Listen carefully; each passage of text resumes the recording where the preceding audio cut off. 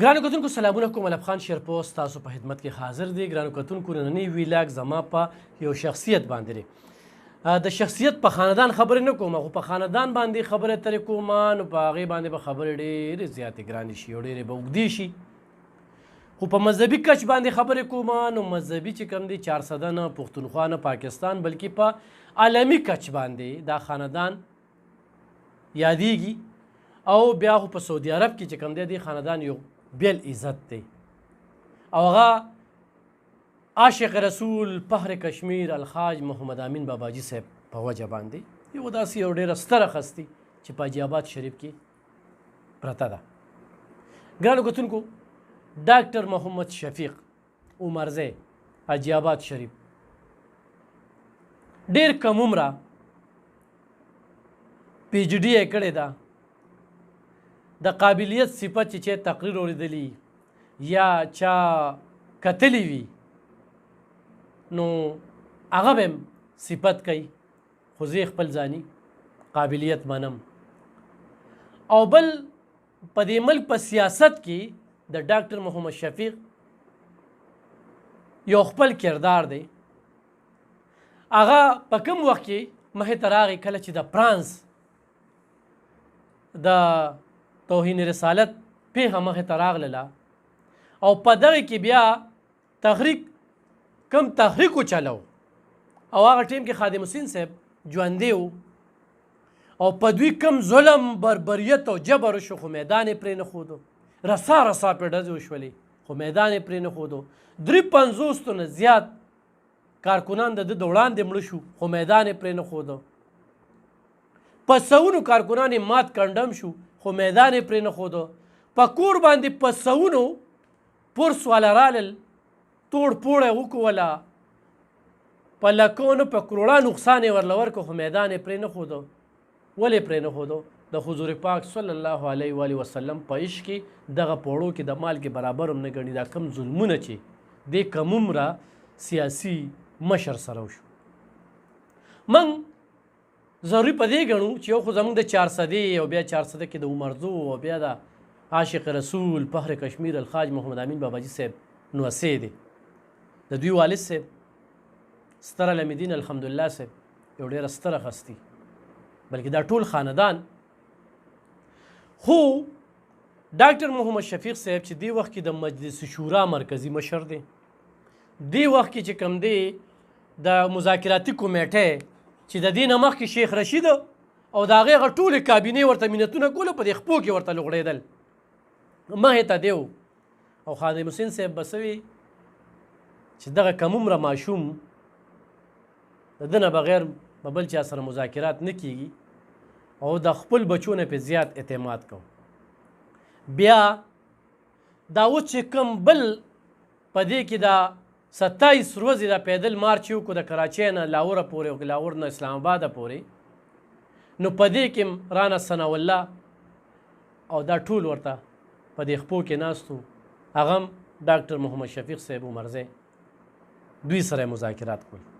په دغه مذاکراتو کې 12 داسې غوښتنې چې هغه اسلامي غوښتنې وي، اسلامي ساک ته وده ورکولو د هغې دپاره دا غوښتنې کولې. دې وخت کې صوبایي امیر دی بیګی په چوکیادګار کې په خپل سر باندې چې کومه لویه جلسه کړې ده. نن هم په سوات کې 3 جلسې وې په ملکن ډیویژن کې په مختلفو ځایونو کې. ګرانو کتونکو ما ضروري ګڼل چې د عمر نه کم ذموارۍ پې ډېرې زیاتې. خادم حسین صاحب د خپل زوی نه پس د په دې باندې ډېر زیات اعتماد و.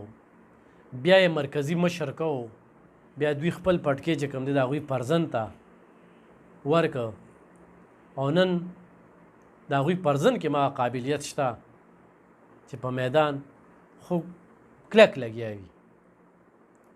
خو د ډاکټر محمد شفیق صاحب کلکې خبرې، یوه خبره او مخامخ خبره او په اسلامي اصولو باندې کمپرومایز نه کول د یو شیوه پاتې شوې ده.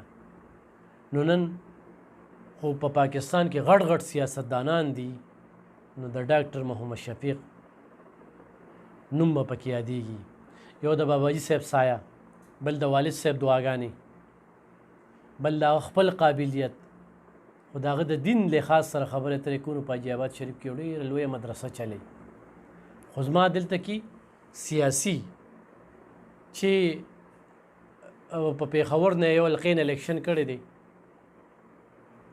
او درونوالی پکې دا دی، درونوالی دا د 400 خلکو ته وایم چې سیاست هغه دلته کې ښه په جار کولی شي او دلته تنظیمونه هم جوړولی شي او دلته کې ډېر خاموشه خلک چې کوم دی نو تحریک سره د تحریک میشن سره بیانیې سره ملګري دي،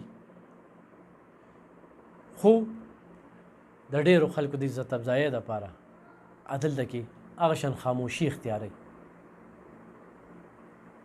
نو د نوښار د خلکو دپاره چې هلته کې په دې تیر سیلاب کې کم کار وکړو، دلته په دې تیر سیلاب کې کم کار وکړو، په ملکنډ ډیویژن کې کم کار وکړو. زه پرون اسپڼ ته تللی وم، په اسپڼ کې چې کم پتنګان وو نو ما کتل چې هلته کې ټول خو تحریک خلک وو، نو دا خلکو چې ورسره کمه مینه وه، نو ما چې زه نن دا لږ راښکاره کړم چونکې هغه ښکاره دی، پټ نه دی، خو د سوشل میډیا د لارې زموږ د پیج د لارې موږ پې داسې کله بحث نو کړی. بدقسمتۍ نه دا سخت یې مولیدی چې لکونه لکونه نه چې کروړه کروړه پاله ورې دغه تیر شوي حکومت کې هغه پابندي ده پې، هغه بند شو، پیجونه بند شو، ټیک ټاک یې په یوټیوب باندې تاسو تحریک والا بالکل چلولی شئ، خو دا یو بیل ظلم. نو ډېر زیات ظلمونه شو خو همت یې نه دی بایللی. څه دپاره؟ د اسلام دپاره.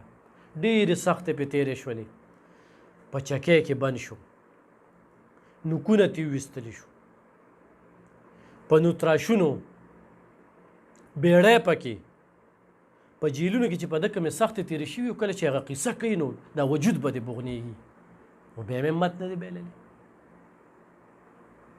دا ما لیدلی دي ډېر خلک ورسره اتفاق نه کوي، نه دی کوي.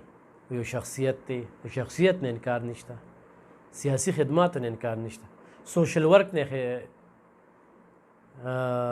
انکار نشته. نو ډېر زنده دل انسان، چکر هم وخي او لکه د ماشومانو سره کشرانو سره کشر، مشرانو سره مشر. خو دې وخت کې په سیاسي دومره ذموارۍ را په غاړه دي چې صرف د دې صوبې نه بلکې د پاکستان ذموارۍ پرې را په غاړه دي. هلته کې کراچۍ تنظیم خو وي نو دی وله ځي، هلته یې غواړي بلوچستان ته، مرکز ته، پښتونخوا چې کومه ده دلته ورسره کوم ټیم ورک روان دی. کارکنان چې کوم دی مضبوط کارکنان دي، د تحریک کارکن به کې دا خبره ده چې هغه